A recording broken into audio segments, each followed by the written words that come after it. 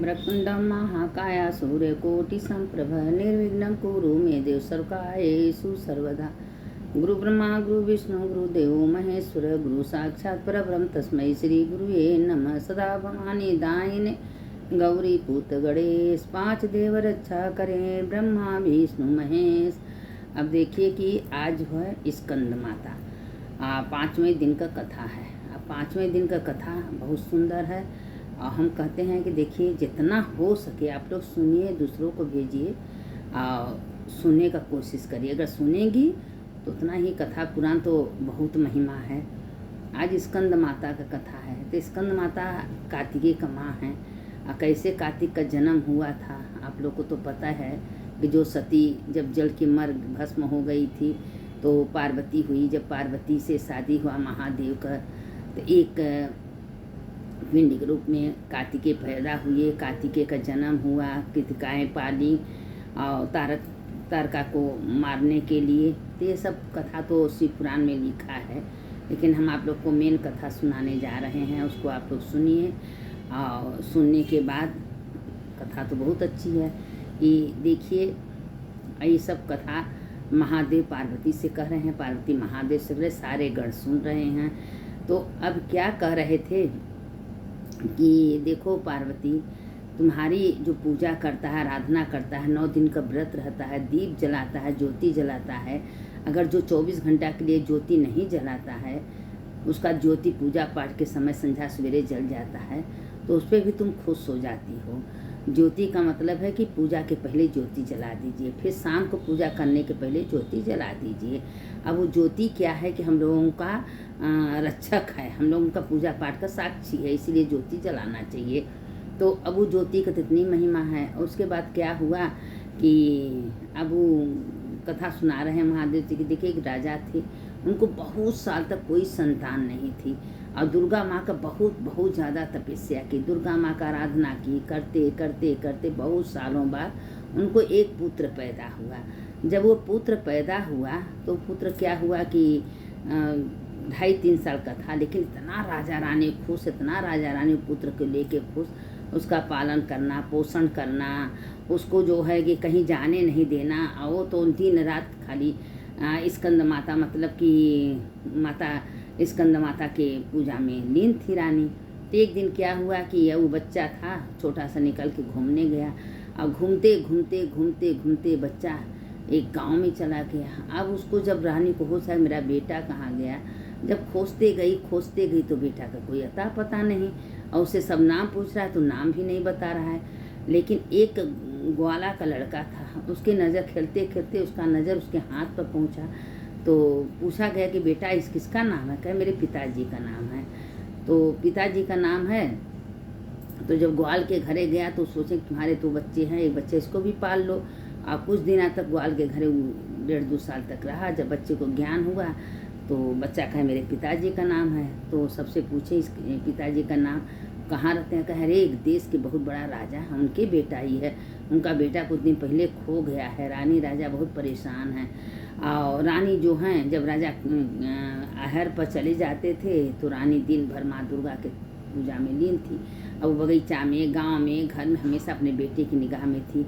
यही कि मेरा गलती, एक बेटा भगवान दिए इतना सालों बाद, वो हमसे छीन लिए, अब हम क्या करेंगे। तो एक बगीचा में गई, वहाँ तालाब था, वहाँ बहुत सारी स्त्रियाँ पूजा कर रही थी। सबसे पूछी कि बहना आप लोग किस चीज़ का पूजा करें, कहें दुर्गा माँ का पूजा। अगर स्कंद माता का पूजा जो करेगा उसका मनोरथ तत्काल पूरा हो जाता है। कहें कैसे, कहें जब इसका कथा कहानी आप सुनिएगा, पूजा करिएगा तो जो आपके मन में है माता रानी पूरा कर देती हैं। कहें ऐसी बात है।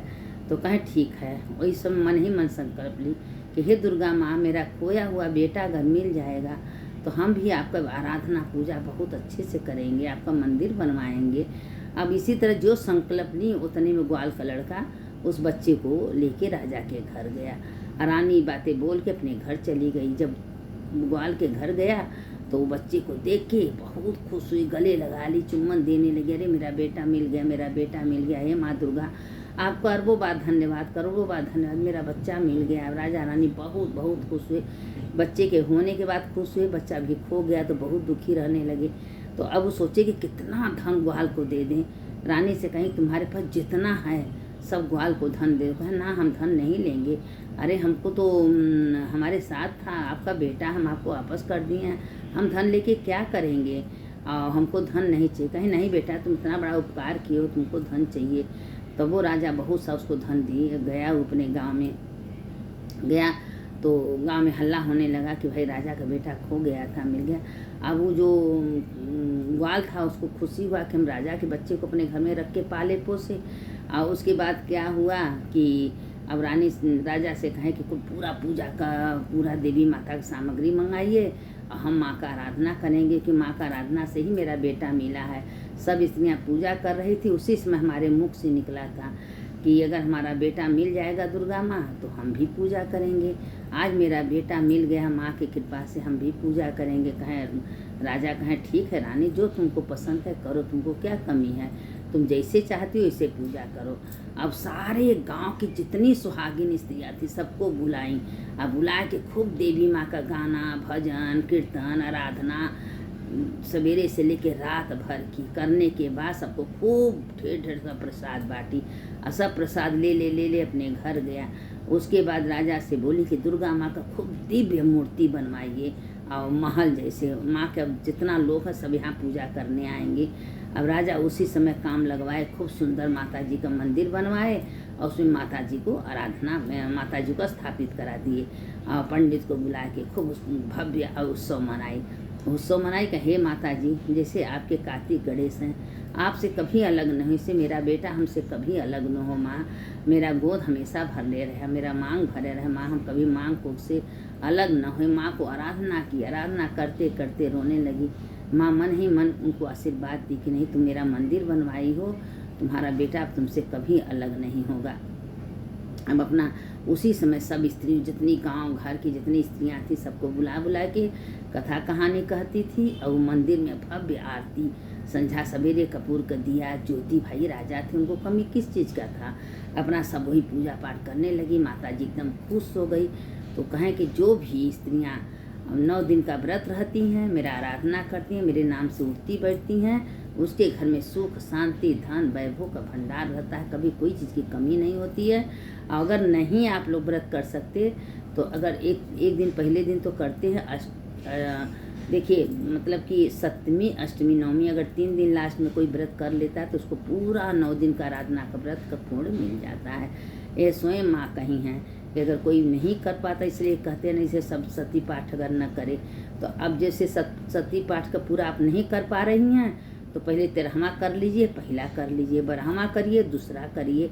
अब यह क्या है कि इतना करने के बाद आपको पूरा सप्तशती का पाठ मिल जाएगा। कुंजी का स्तोत्र कर लीजिए, 32 नाम कर लीजिए, इतने में माता रानी खुश हो जाए। माता रानी तो कहती हैं कि नहीं कुछ आ रहा है तो मेरा एक श्लोक बोल के, नहीं कुछ निवारण मंत्र बोल लीजिए, एक माला ओम ऐं ह्रीं क्लीं चामुंडाय विचे निवारण मंत्र है माता जी का, यही मंत्र से बोल के और मेरा आराधना कर लिए। हम मन खुश हैं, लेकिन माँ का किसी तरह से नाम जप कीर्तन करना चाहिए।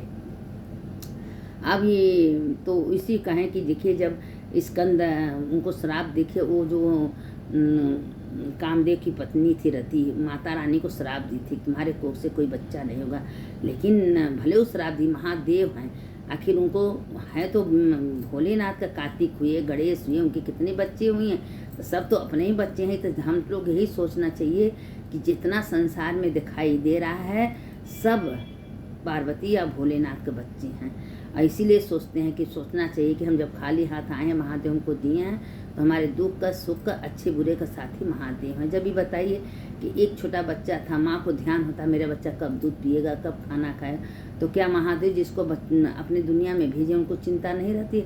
बस अपना जीवन का भार महादेव पर सौंप दीजिए, माता पार्वती पर सौंप दीजिए, महादेव पार्वती सब आपका ध्यान देंगे। लेकिन हाँ, जो आप बुरे अच्छा कर्म किए हैं उसका फल तो आपको भोगना पड़ेगा। कहते हैं ना कि जैसे कि कितनों बीत जाए समय, लेकिन कर्म पीछा नहीं छोड़ता। जैसे बहुत सा भीड़ है और वो भीड़ में बच्चा अपने माँ को खोज ही लेता है, बच्चा अपने माँ को खोज ही लेता है, बछवा गैया भी अपने माँ को कहीं भीड़ में है, वैसे छोटा बच्चा रहेगा, बड़ा बच्चा अपने माँ पिता को खोजे।